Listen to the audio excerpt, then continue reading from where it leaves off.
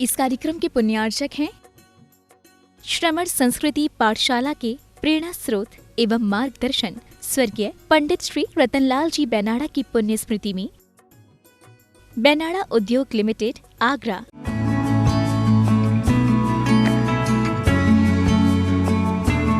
जय जिनेन्द्र नमियूणवढमाणं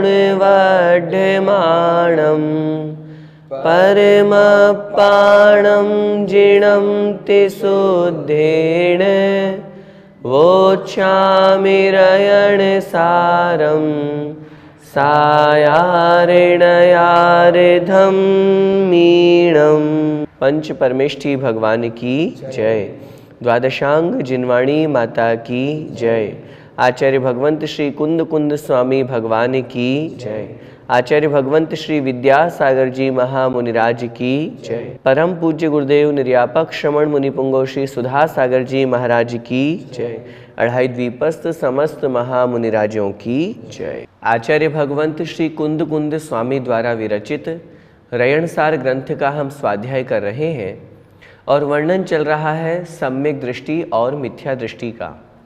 आचार्य महाराज आज हम जो गाथा पढ़ेंगे उसमें समझाएंगे कि सम्यक दृष्टि और मिथ्या दृष्टि अपना समय किस में व्यतीत करता है, हमारा नंबर किस में आता है। जरा हम देखते हैं गाथा क्रमांक 50। एक क्षणं न विचिन्तति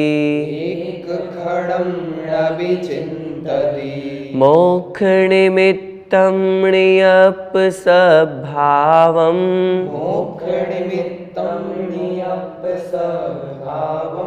अणिसि विचिन्तति पावम्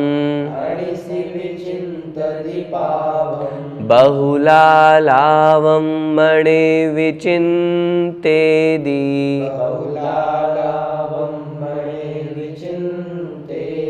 बोलेंगे एक साथ। एक क्षणं न विचिन्तति मोक्षनिमित्तं नियपसभावम्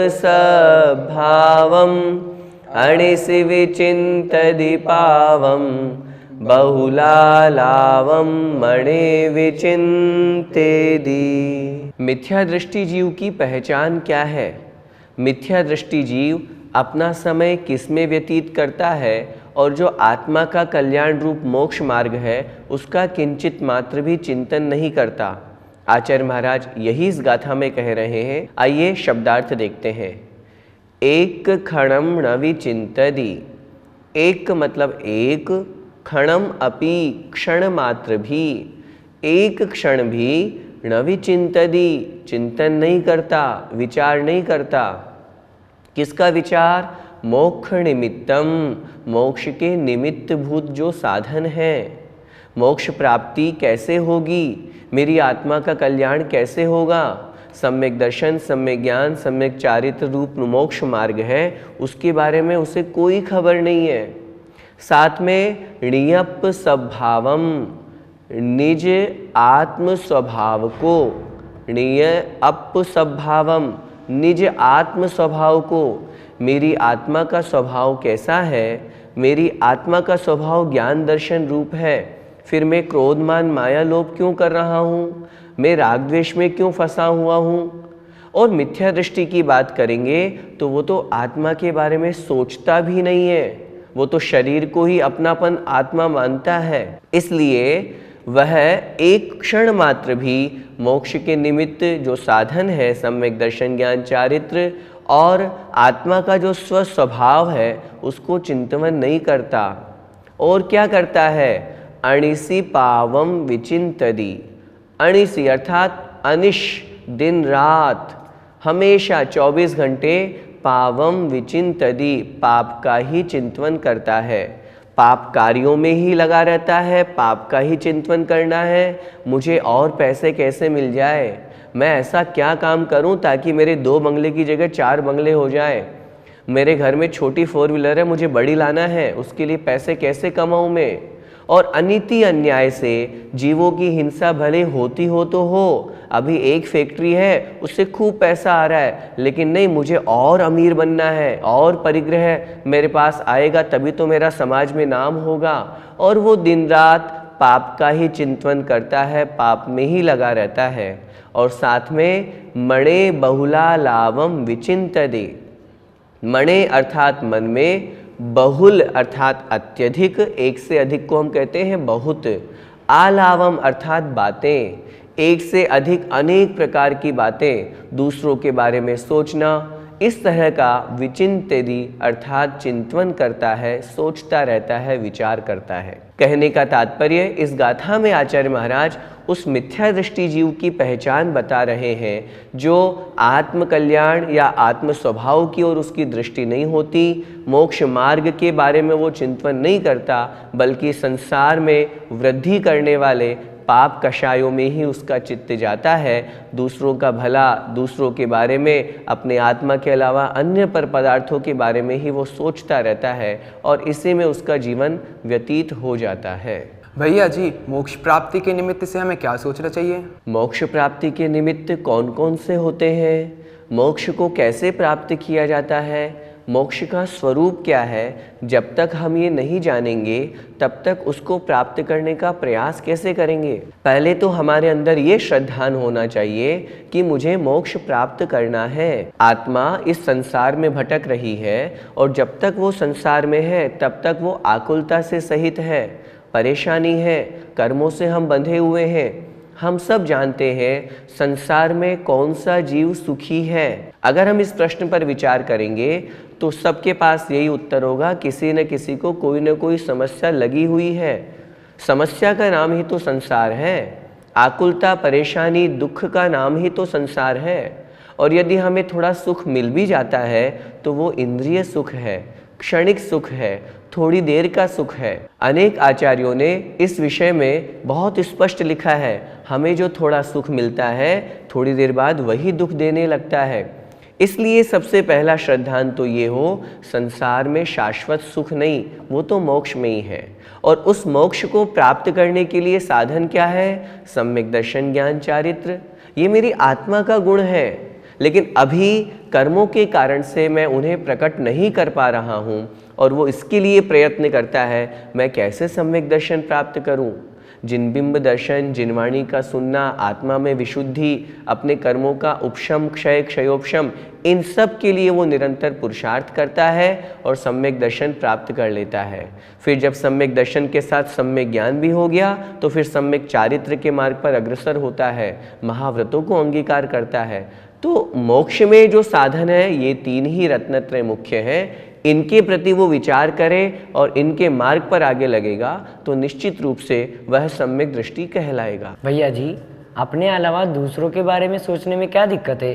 ये तो एक परोपकार ही है ना। जरूरी थोड़ी ना है कि दूसरों के बारे में हमेशा अच्छा ही सोचा जाए। अगर कोई व्यक्ति दूसरों के बारे में बुरा सोच रहा है तो ये थोड़ी ना परोपकार हुआ। उसका बुरा हो जाए, उसका अनिष्ट हो जाए, उसके रुपए डूब जाए, उसका व्यापार नहीं चले, उसके घर में मैं देख रहा हूँ बहुत खुशियाँ छा रही है और वो मन में बैठा बैठा उसके प्रति गलत विचार कर रहा है, इसे हम परोपकार नहीं कहेंगे। ये तो और अधिक दुर्भावना है और मिथ्या दृष्टि जीव ऐसे ही विचार करता है। रही बात परोपकार के बारे में, उस पर भी हम थोड़ा विचार करें। आचार्य भगवंत पूज्यपाद स्वामी महाराज ने इष्टोपदेश ग्रंथ में एक बहुत अच्छी कारिका लिखी। उन्होंने कहा, परोपकृति मुत्सृज्य स्वोपकार परो भव उपकुर्वन् परस्याज्ञो दृश्यमानस्य लोकवत्। दूसरों के बारे में बुरा सोचना तो छोड़ना ही है, लेकिन दूसरों के बारे में अच्छा भी हम कब तक सोचते रहेंगे? हम दूसरों का उपकार भी कब तक करते रहेंगे? आचार्य महाराज कह रहे हैं, अनादिकाल से हम दूसरों के बारे में ही कर रहे हैं सब कुछ काम।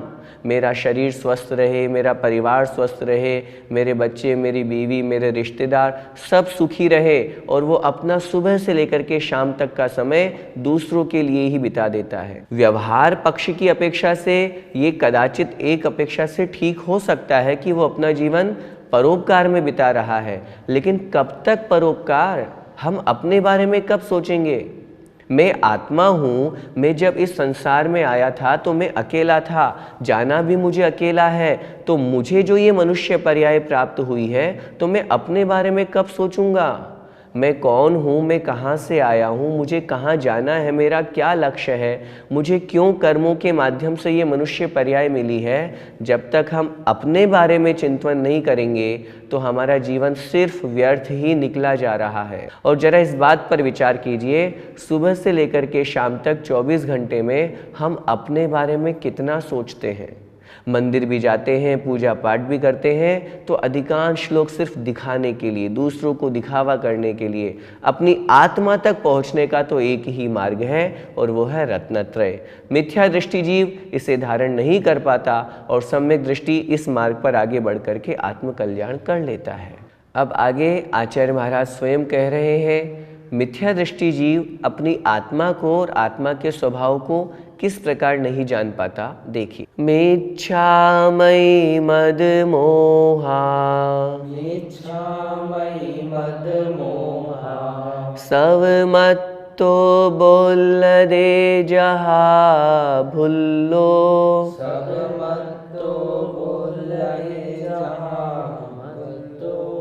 तेण न जानई अप्पा अप्पाणं समभावाणं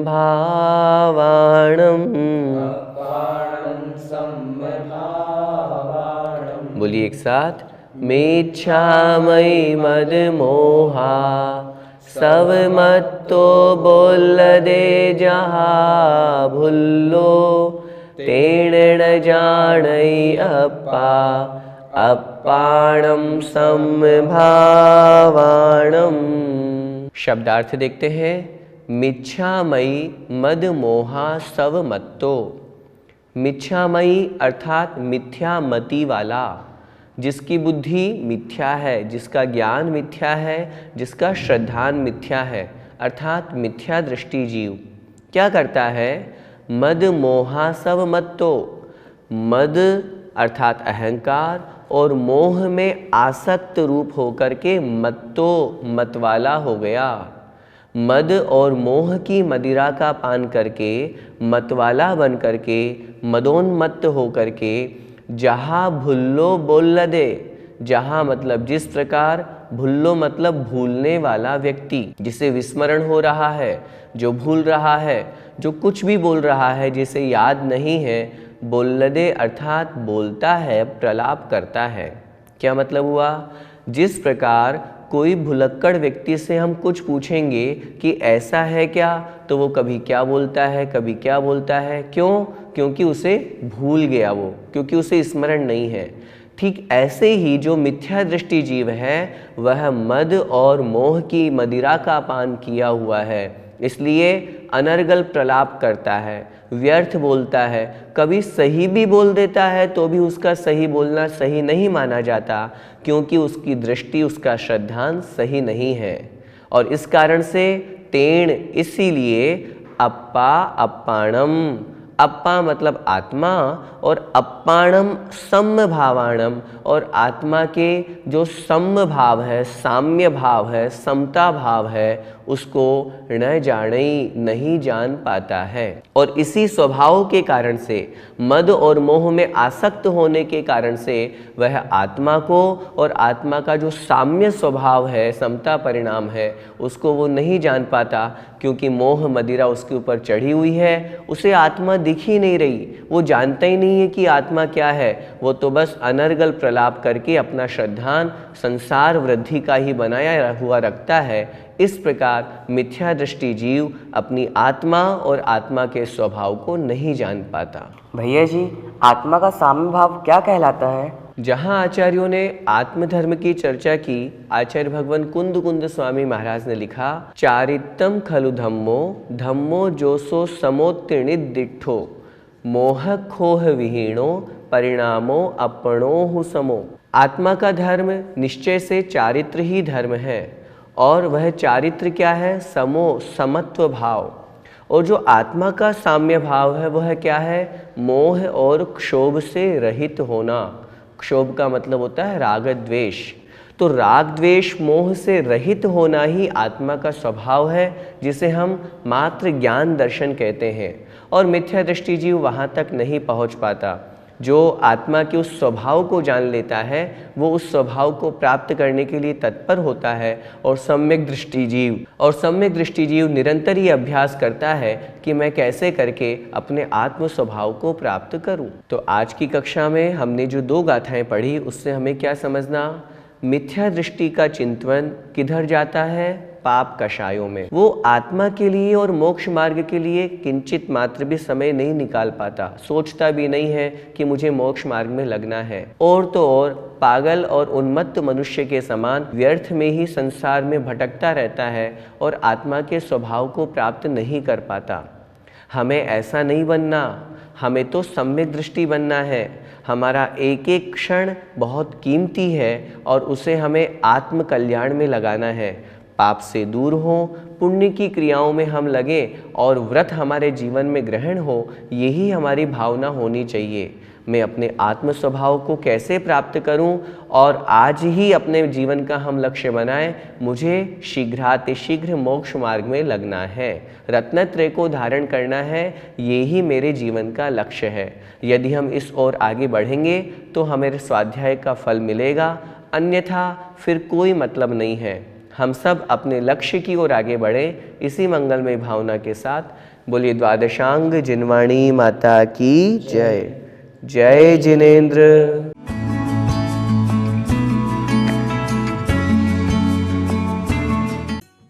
इस कार्यक्रम के पुण्यार्चक थे श्रमण संस्कृति पाठशाला के प्रेरणा स्रोत एवं मार्गदर्शन स्वर्गीय पंडित श्री रतनलाल जी बेनाड़ा की पुण्य स्मृति में बेनाड़ा उद्योग लिमिटेड, आगरा।